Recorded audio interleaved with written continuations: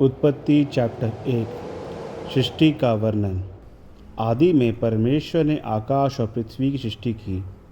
पृथ्वी बेडौल और सुनसान पड़ी थी और गहरे जल के ऊपर अंधियारा था तथा परमेश्वर का आत्मा जल के ऊपर मंडराता था। तब परमेश्वर ने कहा, उजियाला हो। तो उजियाला हो गया। और परमेश्वर ने उजियाले को देखा कि अच्छा है। और परमेश्वर ने उजियाले को अंधियारे से अलग किया। और परमेश्वर ने उजियाले को दिन और अंधियारे को रात कहा। तथा सांझ हुई, फिर भोर हुआ। इस प्रकार पहला दिन हो गया। फिर परमेश्वर ने कहा, जल के बीच एक ऐसा अंतर हो कि जल दो भाग हो जाए। तब परमेश्वर ने एक अंतर बनाकर उसके नीचे के जल और उसके ऊपर के जल को अलग अलग किया, और वैसा ही हो गया। और परमेश्वर ने उस अंतर को आकाश कहा। तथा सांझ हुई, फिर भोर हुआ। इस प्रकार दूसरा दिन हो गया। फिर परमेश्वर ने कहा, आकाश के नीचे का जल एक स्थान में इकट्ठा हो जाए और सूखी भूमि दिखाई दे, और वैसा ही हो गया। परमेश्वर ने सूखी भूमि को पृथ्वी कहा, तथा जो जल इकट्ठा हुआ उसको उसने समुद्र कहा। और परमेश्वर ने देखा कि अच्छा है।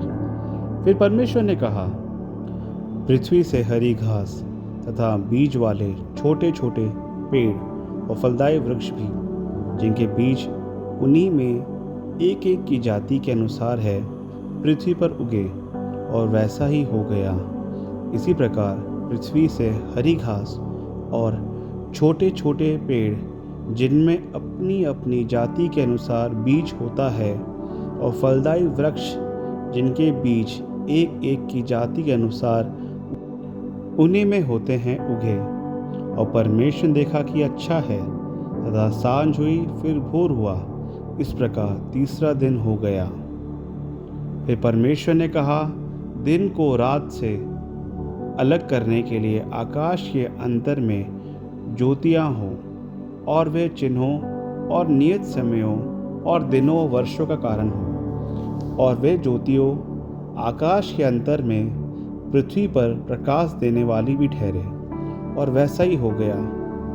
तब परमेश्वर ने दो बड़ी ज्योतियाँ बनाई।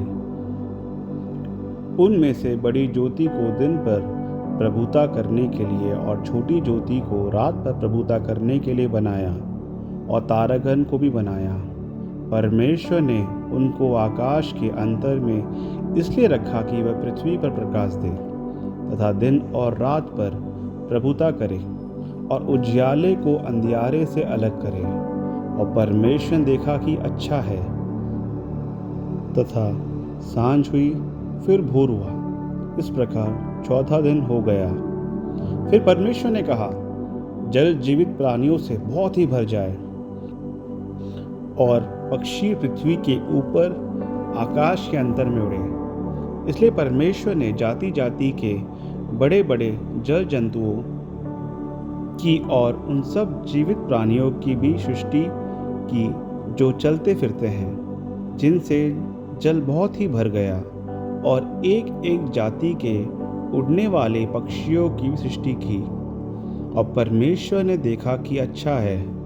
और परमेश्वर ने ये कह के उन्हें आशीष दी, फूलो फलो और समुद्र के जल में भर जाओ, और पक्षी पृथ्वी पर बढ़े।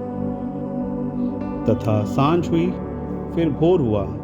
इस प्रकार पांचवा दिन हो गया। फिर परमेश्वर ने कहा, पृथ्वी से एक एक जाति के जीवित प्राणी, अर्थात घरेलू पशु और रेंगने वाले जंतु, और पृथ्वी के वन पशु जाति जाति के अनुसार उत्पन्न हो, और वैसा ही हो गया। इस प्रकार परमेश्वर ने पृथ्वी के जाति जाति के वन पशुओं को और जाति जाति के घरेलू पशुओं को और जाति जाति के भूमि पर सब रेंगने वाले जंतुओं को बनाया। और परमेश्वर ने देखा कि अच्छा है। फिर परमेश्वर ने कहा, हम मनुष्य को अपने स्वरूप के अनुसार अपनी समानता में बनाएं, और वे समुद्र के मछलियों और आकाश के पक्षियों और घरेलू पशुओं और सारी पृथ्वी पर और सब रेंगने वाले जंतुओं पर जो पृथ्वी पर रेंगते हैं अधिकार रखे। तब परमेश्वर ने मनुष्य को अपने स्वरूप के अनुसार उत्पन्न किया, अपने ही स्वरूप के अनुसार परमेश्वर ने उसको उत्पन्न किया, नर और नारी करके उसने मनुष्यों की सृष्टि की। और परमेश्वर ने उनको आशीष दी और उनसे कहा, फूलो फलो और पृथ्वी में भर जाओ और उसको अपने वश में कर लो, और समुद्र की मछलियाँ तथा आकाश के पक्षियों और पृथ्वी पर रेंगने वाले सब जंतुओं पर अधिकार रखो। फिर परमेश्वर ने उनसे कहा, सुनो, जितने बीज वाले छोटे छोटे पेड़ सारे पृथ्वी के ऊपर है और जितने वृक्षों में बीज वाले फल होते हैं वे सब मैंने तुमको दे दिए हैं। वे तुम्हारे भोजन के लिए है। और जितने पृथ्वी के पशु और आकाश के पक्षी और पृथ्वी पर रेंगने वाले जंतु हैं जिनमें जीवन का प्राण है, उन सब के खाने के लिए मैंने सब हरे हरे छोटे पेड़ दिए हैं। और वैसा ही हो गया।